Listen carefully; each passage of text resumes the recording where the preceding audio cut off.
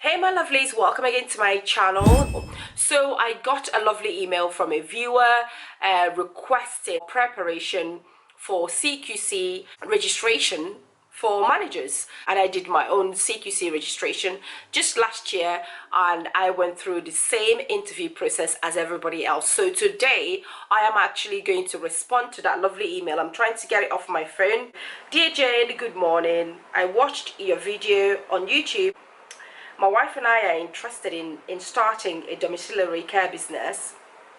She is finishing her QCF level 5 this month, and I would like your help in preparing us to cross the CQC requirement and get registered. Thank you so much for this email. I did promise that I was going to do the video on Sunday to put it out for you, because there are two other people that have actually requested for this video, and I thought it would be wise to kind of like do a general video so that everybody else will benefit from this, instead of sending individual emails to each of you.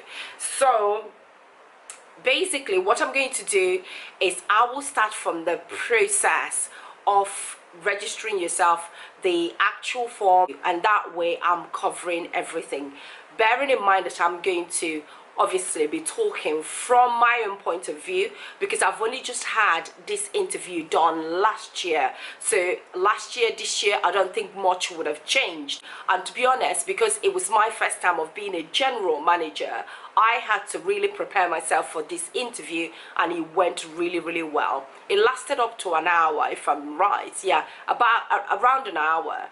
And the lady was extremely professional. When she walked in, I smiled and she gave me the professional look. They are quite I don't know, it wasn't a stern look, but professional look. But the interview went really well. So I'm going to start. I've had things written down in my paper of knowledge so I don't forget anything. So the first thing that you will do is to make sure that you've applied for your DBS for CQC. Now, the DBS stands for the Disclosure and Barring Service, I think.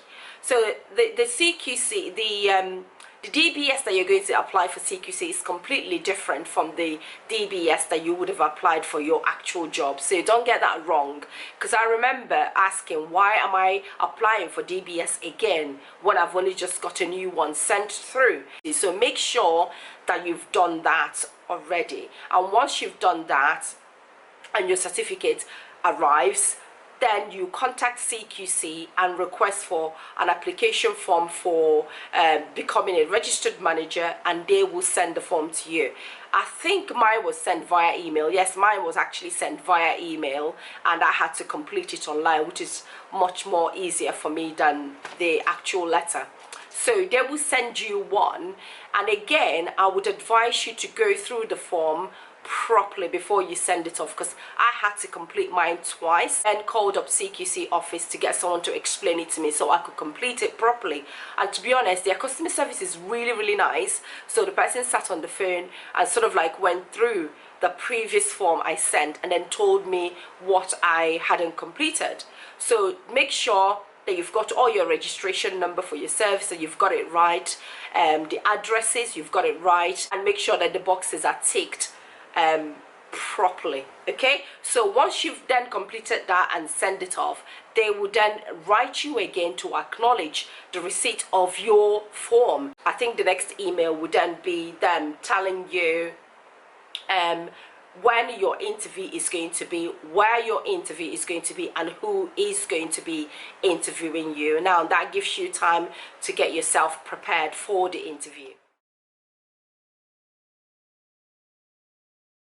She introduced herself and asked me to tell her about myself, and at that point I told her about when I qualified as a nurse and how I worked from the hospital, the community, before going on to management. Just really gave my background story in terms of my career background story. So I told her that.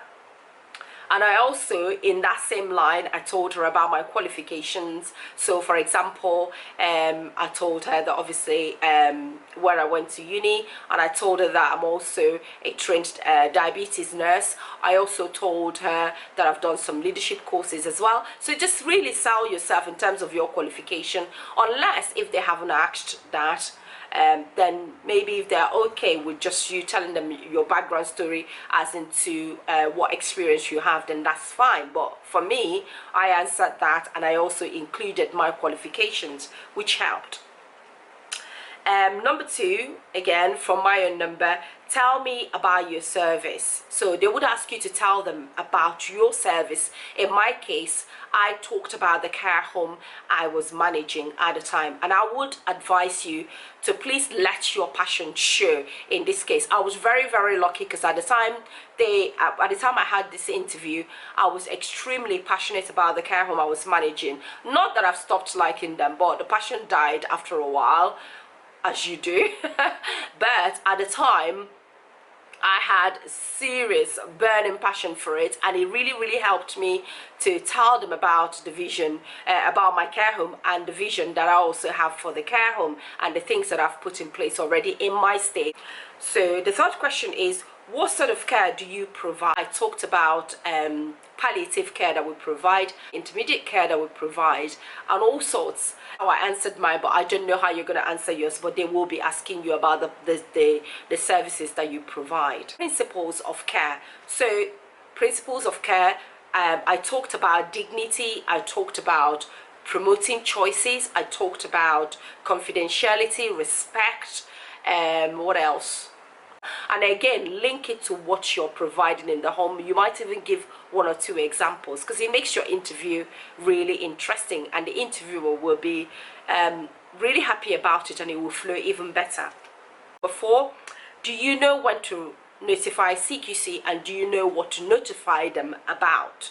So definitely they're going to be asking you this question, so I expected it, and I know again what is expected of me in terms of statutory notification. I talked about death notification. I talked about a manager being away more than 28 days. I also talked about serious injury. I talked about the provision of liberty application. Look on, if you go to CQC website, it would actually tell you what's required of you under your care. So I'm going to leave the link below in my description box. That's where you can see it, and click on that and go straight onto their website and look under domiciliary care. If you're, I'm mentioning domiciliary care because it's based on the email that I received, but under whatever care or whatever service that you're going to be managing, look under there, and then you will find requirements and your statutory notification. So they are definitely going to be asking that. Be sure that you know them. And number 5 question from the interview is, how do you ensure quality care? Okay, that might sound simple enough, but this is an opportunity to really tell them about what you're doing in your care home, or in the hospital, or in the ward that you're managing, or the domiciliary care that you're running, what it is that you're doing to ensure that the service users are getting the best care. They asked me to tell them about my recruitment process and how I'm making sure that I'm recruiting the right people to provide care. 7, tell me about quality monitoring that you have in place. I then told them all about the care plan audits that I was carrying out. I told them all about the health and safety audit. I told them about the infection control audit, medication audit, clinical governance meeting, and night inspections that I was doing, the auditing that you're doing, anything that you have put in place to ensure safety, to ensure that the care that is being provided is a quality one, you have to tell them. Okay, so that's what I did. Number 8 question, how do you protect information? So data protection and confidentiality came up as well, and I answered it. I log off my computer, I put the care plans away, I make sure that informations are not left lying around. I make sure that the members of staff that I'm managing are not sharing passwords, things like that. So they will ask you. in my last question, I put some information that I can't remember whether they asked me, but I think it's gonna come up. So things like dolls application, things like safeguarding, how do you handle safeguarding, and things like how do you handle abuse or suspected abuse in your service, how do you deal with that, may come up. So be ready to answer these questions. I did a lot of work in person-centered care, and I wanted them to be aware of it. So I brought some examples of what I've done and kind of like shown them. And the company I was working for at the time, they were very, very good with the care plan, and the way it was arranged, it was very much person-centered, and I showed them that. So just make sure that when you're drafting, if you're planning your care plan, that is very person-centered, and also make sure they know about it. So if the thing is that when we do good work, when we do good stuff in healthcare, we don't really talk about it, especially nurses, because we're not good at selling ourselves. But the problem is that once you get something wrong, they will come down on you. Everyone will criticize you, but no one gets to know what you've done. That is absolutely wonderful, and I can tell you now that I've experienced that before. So every opportunity that you have to showcase something that you've done that is good, please do it, because no one will find out unless you tell them. Talk about MCA and when to apply. Are you aware of it? And make sure they may not directly ask you, but when you're answering questions around choices, then you can mention that if somebody